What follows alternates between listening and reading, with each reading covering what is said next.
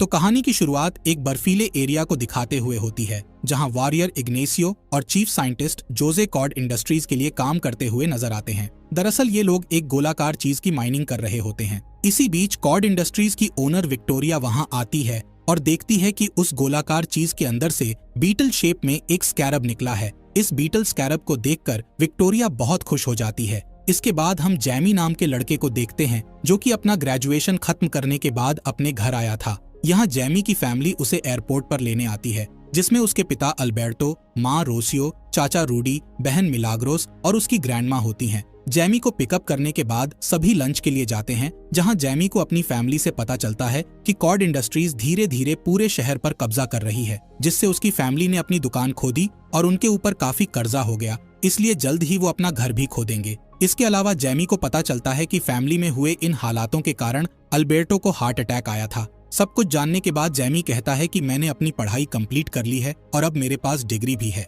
इसलिए मैं अच्छी जॉब ढूंढकर सारा कर्जा चुका दूंगा। लेकिन समय बीतता गया, पर जैमी को कोई भी जॉब नहीं मिलती है, जिससे जैमी काफी परेशान होता है और अपनी बहन मिलाग्रोस से कहता है कि मैं एक दिन बहुत सारे पैसे कमाऊंगा और सब कुछ ठीक कर दूंगा। इसके बाद हम जैमी को बहुत ही बड़े घर में देखते हैं, जिसे देखकर ऐसा लगता है कि वो बहुत अमीर हो गया है। पर तभी मिलाग्रोस उसे बुलाती है और साफ सफाई करने का कहती है। दरअसल मिलाग्रोस इस घर में साफ सफाई का काम किया करती है और उसी ने जैमी को यहाँ पर जॉब दिलाई थी, ताकि वो दोनों मिलकर कुछ पैसे कमा सके। यहाँ हमें पता चलता है कि ये बड़ा सा घर विक्टोरिया का है। तभी वहाँ विक्टोरिया आती है, जिसे देखकर जैमी उसे गुड मॉर्निंग बोलता है, लेकिन विक्टोरिया उसे इग्नोर करके अंदर चली जाती है, जहाँ वो अपनी भतीजी जेनिफर को देखती है। यहाँ जेनिफर विक्टोरिया पर बहुत गुस्सा होती है और उसे उसकी कंपनी के नए डिवाइस का एक वीडियो दिखाती है। दरअसल ये डिवाइस इंसान के अंदर फिट हो जाता है, जिससे वो इंसान एक खतरनाक वॉरियर बन जाता है और उसके अंदर ऐसी पावर्स आ जाती हैं जिससे वो सब कुछ तबाह कर सकता है।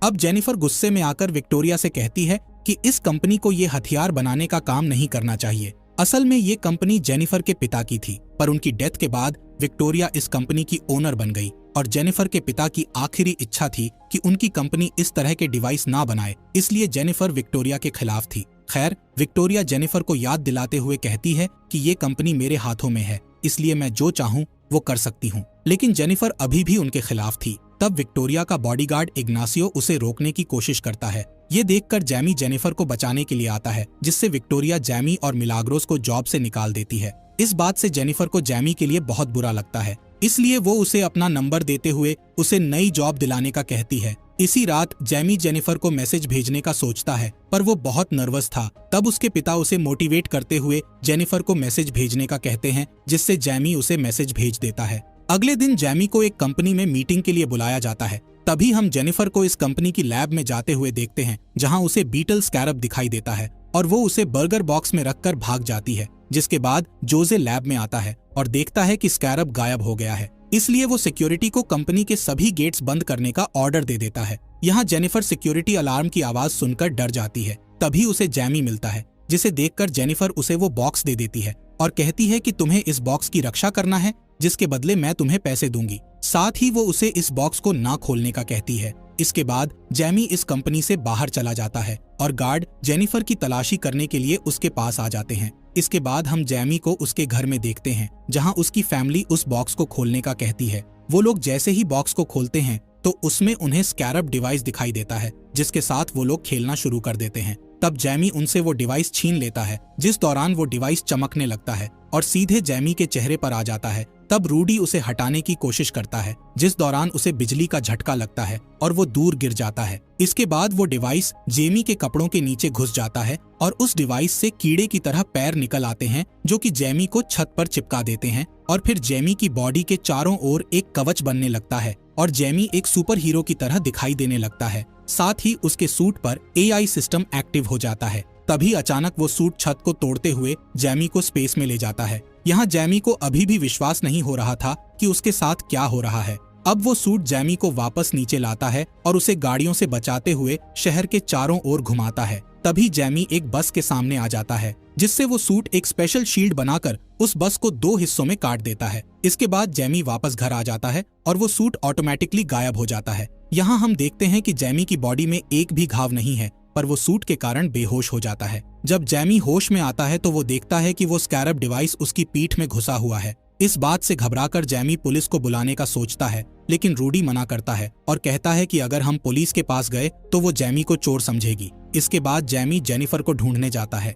जिस दौरान वो देखता है कि कुछ लोग जेनिफर का पीछा कर रहे हैं। इसलिए जैमी उसे अपनी कार में बैठाकर अपने घर ले आता है, जहां जेनिफर बताती है कि स्कैरब डिवाइस बहुत ही खतरनाक हथियार है, इसलिए विक्टोरिया अपने ओमैक प्रोजेक्ट को पावरफुल बनाने के लिए उस डिवाइस का इस्तेमाल करना चाहती है। जैमी के पूछने पर जेनिफर उससे कहती है कि मैं नहीं जानती कि इस डिवाइस ने तुम्हें क्यों चुना, लेकिन हमें इस बात का जवाब कॉर्ड टावर में रखी एक चाबी से मिल सकता है। इसलिए रूडी जैमी और जेनिफर को कॉर्ड टावर तक ले जाता है, जहां वो कैमरों को हैक करने के लिए एक जैमिंग डिवाइस लगा देते हैं। जैसे ही गार्ड का ध्यान भटकता है, तब वो दोनों अंदर घुस जाते हैं और उस चाबी को चुरा लेते हैं। ये चाबी एक घड़ी में बदल जाती है और जेनिफर देखती है कि ये घड़ी उसके पिता की थी। इसके बाद दोनों वहां से जाने लगते हैं, जिस दौरान इग्नेसियो उन्हें रोकने की कोशिश करता है। इसलिए जैमी का स्कैरब डिवाइस एक्टिव हो जाता है और वो इग्नेसियो से फाइट करता है। तब इग्नेसियो उस पर हमला करने के लिए अपने अधूरे ओमैक का यूज करता है और दोनों में फाइट होने लगती है, जिसमें जैमी को अपने सूट में मौजूद कई हथियारों के बारे में पता चलता है।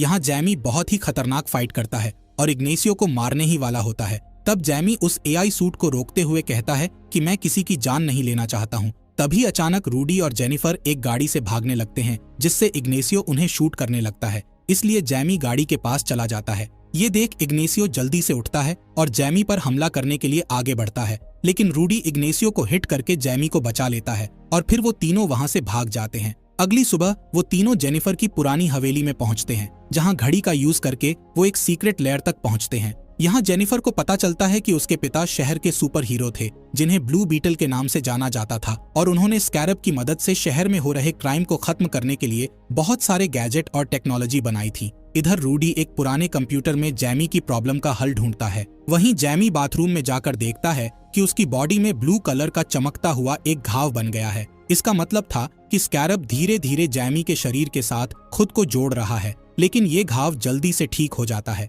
फिर जैमी बाहर आता है और देखता है कि जेनिफर अपने पिता को याद करते हुए दुखी हो रही है, इसलिए वो उसे संभालने लगता है और दोनों एक दूसरे के करीब आने लगते हैं। लेकिन तभी रूडी उनसे कहता है कि मुझे नई इन्फॉर्मेशन मिली है, जिससे मुझे पता चला है कि जब तक जैमी जिंदा है तब तक स्कैरब को जैमी की बॉडी से अलग नहीं किया जा सकता और ये स्कैरब किसी भी कीमत पर अपने हीरो की रक्षा करेगा। ये जानकर जैमी घबरा जाता है और उसे ऐसा लगता है कि वो बुरी तरह से फंस गया है। तब रूडी उसे समझाता है कि तुम्हें स्कैरब ने किसी कारण से चुना होगा। इस बीच विक्टोरिया को पता चल जाता है कि जैमी के पास स्कैरब है, इसलिए वो जैमी को पकड़ने के लिए उसके घर पर प्राइवेट मिलिट्री भेजती है। तब जैमी, जेनिफर और रूडी विक्टोरिया के हेलीकॉप्टर को अपने घर की ओर बढ़ते हुए देख लेते हैं। इसलिए जैमी सूट की पावर का यूज करने की कोशिश करता है, पर उसका सूट एक्टिव नहीं होता है। तभी जैमी को ध्यान आता है कि स्कैरब हमेशा उसकी रक्षा करेगा, इसलिए जैमी बिल्डिंग से कूद जाता है, जिससे सूट अचानक से एक्टिव हो जाता है और फिर जैमी अपने घर की ओर निकल जाता है। इधर विक्टोरिया के सैनिक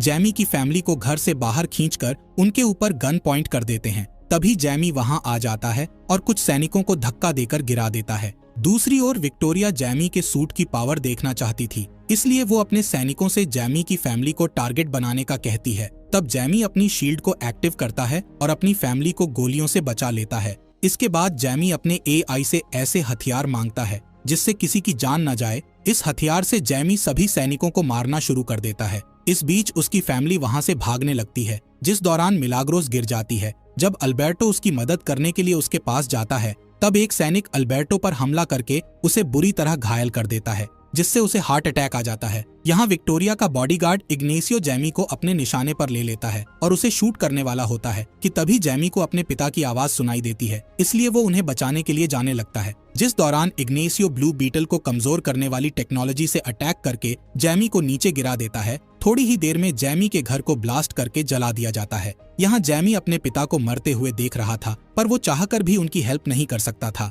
अब इग्नेसियो जैमी के पास आता है और उसे अपने साथ ले जाता है। अगली सुबह हम जैमी की फैमिली को देखते हैं, जो कि अल्बर्टो के मरने से बहुत दुखी थे। तब ग्रैंडमा सबको हौसला देते हुए कहती हैं कि हमें रोने की बजाय जैमी को बचाने की कोशिश करनी चाहिए। तभी वहां जेनिफर आती है और पूरी फैमिली को अपने पिता की उस जगह पर ले जाती है जहां उन्होंने बग नाम का एक एयरक्राफ्ट बनाया था, जिससे बहुत ही स्पीड से उड़ा जा सकता था। इसके अलावा उन्हें यहाँ लड़ने के लिए कई गैजेट्स मिलते हैं, जिसमें मिलाग्रोस कुछ गैजेट्स के साथ एक ग्लव वाला गैजेट भी उठा लेती है। वहीं ग्रैंडमा और रोसियो दूर से हमला करने वाले हथियारों को चुनती हैं। इसके बाद वो पाको आइलैंड पर बने फोर्ट पर हमला करने का प्लान बनाते हैं। दरअसल इस फोर्ट में विक्टोरिया जैमी की बॉडी से स्कैरब निकालने वाली थी, इसलिए वो जैमी को एक मशीन से जोड़ती है और उसे ओमैक के डेटाबेस में डाल देती है। इस प्रोसेस में जैमी की मौत भी हो सकती थी। इसके अलावा इग्नेसियो की बॉडी के कवच को भी इसी मशीन से जोड़ा गया था, ताकि स्कैरब का सारा डेटा इग्नेसियो के सूट में आ सके। अब जैसे ही प्रोसेस चालू होती है तो जैमी दर्द से चिल्लाने लगता है और कोमा में चला जाता है। तब उसे आफ्टर लाइफ के विजन आते हैं, जिसमें जैमी अपने पिता अल्बर्टो से मिलता है, जहां अल्बर्टो उसे बताता है कि ब्लू बीटल को अपनाना ही तुम्हारी लाइफ का सबसे बड़ा मकसद है। इसके बाद जैमी कोमा से बाहर आ जाता है और स्कैरब को पूरी तरह से अपना लेता है, लेकिन तभी उसके स्कैरब के कोड्स इग्नासियो के सूट में ट्रांसफर हो जाते हैं, जिससे इग्नेसियो का ओमैक सूट बहुत ही ज्यादा पावरफुल हो जाता है। इस बीच रूडी फोर्ट पर बग एयरक्राफ्ट को गिरा देता है, जिससे सैनिक उन पर गोलियां चलाने लगते हैं, पर ये एयरक्राफ्ट बग बहुत मजबूत था, जिस वजह से उन्हें कोई भी नुकसान नहीं हो सकता था। साथ ही बग एयरक्राफ्ट अपने पैरों से सैनिकों को मारता है। इसी बीच रूडी एक स्पेशल बटन को दबाता है, जिससे बग नीला धुआं छोड़ता है। इस धुएं के कारण सैनिक बेहोश हो जाते हैं। इसके बाद मिलाग्रोस और जेनिफर फोर्ट के अंदर जाते हैं, जहां उन्हें ओमैक सूट का एक बड़ा सेट मिलता है, जो कि स्कैरब की इन एनर्जी ले रहे थे। इसलिए वो एक गैजेट की मदद से इस सेट को ब्लास्ट कर देती है, जिससे फोर्ट का एक हिस्सा गिर जाता है और वो दोनों अलग अलग हो जाती हैं। इधर लैब में जैमी को होश आता है, लेकिन वो सूट का यूज नहीं कर पाता क्योंकि उसका सिस्टम रिब्यूट हो रहा था। इसी दौरान जोस को समझ आ जाता है कि विक्टोरिया के इरादे ठीक नहीं हैं, इसलिए वो जैमी का साथ देता है और उसे वहां से भगाने के लिए गेट खोल देता है। पर इग्नेसियो उसे देख लेता है, इसलिए वो जोस को मार डालता है। तभी लैब में ब्लास्ट हो जाता है, लेकिन इग्नेसियो विक्टोरिया को बचा लेता है, जिसके बाद विक्टोरिया जेनिफर को पकड़ने के लिए निकल जाती है। इधर जैमी के सामने बहुत सारे सैनिक आ जाते हैं। तब उसकी ग्रैंडमा वहां आ जाती है और गैजेट्स की मदद से उन सभी सैनिकों को एक झटके में हरा देती हैं।